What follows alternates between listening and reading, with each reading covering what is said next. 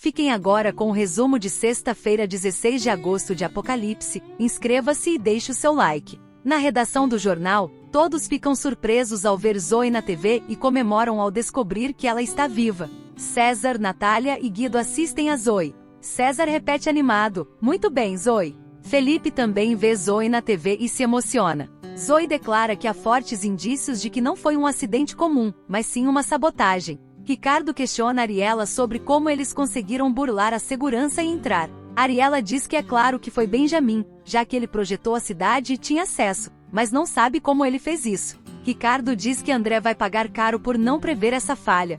Benjamin provoca Ricardo, perguntando se ele está tentando entender como conseguiram entrar. Ricardo diz que a festa também é dele, já que ele planejou a cidade do futuro. Benjamin retruca, dizendo que se arrependimento matasse. Ricardo insinua que conhece métodos eficientes para tirar a vida de alguém e diz que da próxima vez ele deve caprichar, pois derrubar o avião não funcionou. Ricardo avisa para não testar seus limites. Benjamin então revela que se algo acontecer com ele, a imprensa mundial receberá o material comprometedor salvo nos e-mails de Ricardo e Ariela. Alan pergunta como ela sobreviveu, mas Benjamin diz que a pergunta correta é porque o avião caiu. Isabela abraça Benjamin, pensando que ele fez as pazes com Ricardo. Bárbara pergunta se há provas de que o avião foi sabotado, mas Ariela interrompe, evitando que Zoe falem. O pai sagrado pergunta a Ricardo como ele está e comenta que após tal humilhação, ninguém poderá tomar o seu lugar ou cumprir a sua missão. Felipe conta a Estela que Zoe está viva. Estela fica feliz. Lia chega e avisa que Gláucia quer falar com ela, mas Estela manda Lia dispensá-la. Felipe pede que Estela a receba com calma, lembrando que, como mulher de Deus, ela deve ouvir e perdoar, pois guardar rancor só faz mal.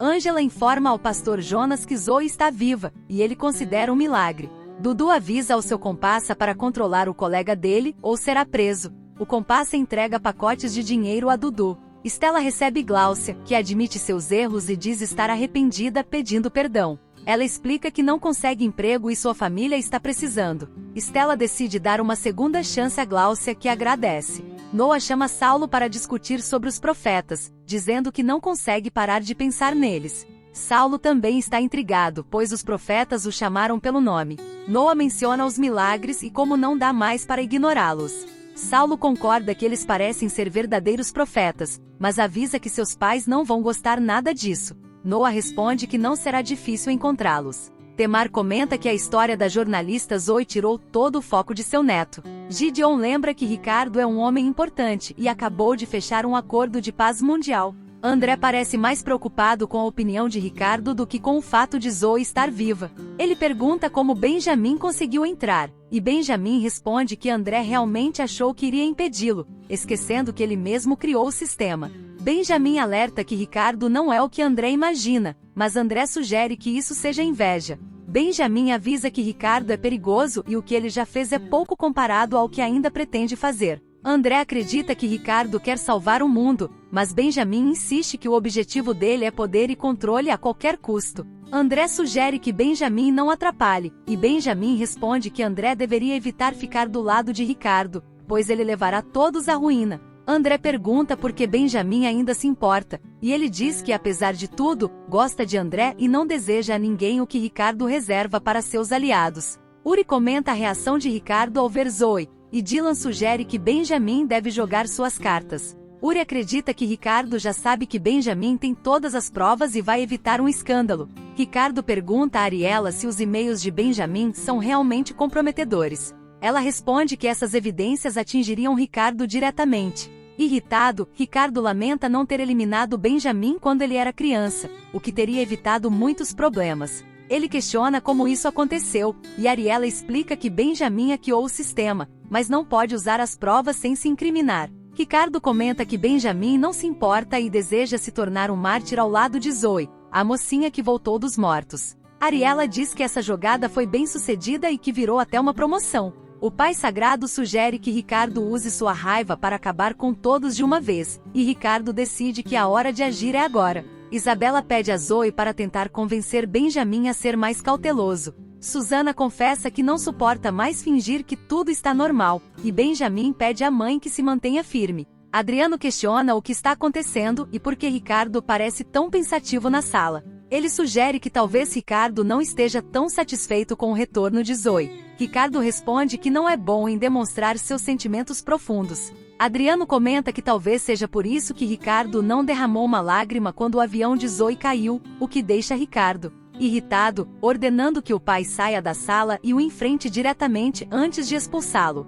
Ricardo, frustrado, diz a Ariela que todo o plano que eles elaboraram por anos está sendo arruinado. Ariela responde que isso só acontecerá se ele permitir. Em seguida, enquanto todos se organizam para o cortejo de inauguração da Babilônia, um homem encapuzado se infiltra na multidão. Zoe pergunta a Benjamin se Ricardo já sabe das provas contra ele, e Benjamin responde que a essa altura, provavelmente sim. Brenda expressa preocupação sobre a falha de segurança ser atribuída a André, enquanto HD comenta que Benjamin também é responsável. Ela lembra que Benjamin não foi convidado para o evento e está afastado de qualquer acesso a Goldman. Durante o desfile, Ricardo está em carro aberto ao lado do Pai Sagrado e de Isabela, acenando para a multidão. Benjamin e Zoe observam à distância, enquanto um homem encapuzado vigia da janela de um prédio.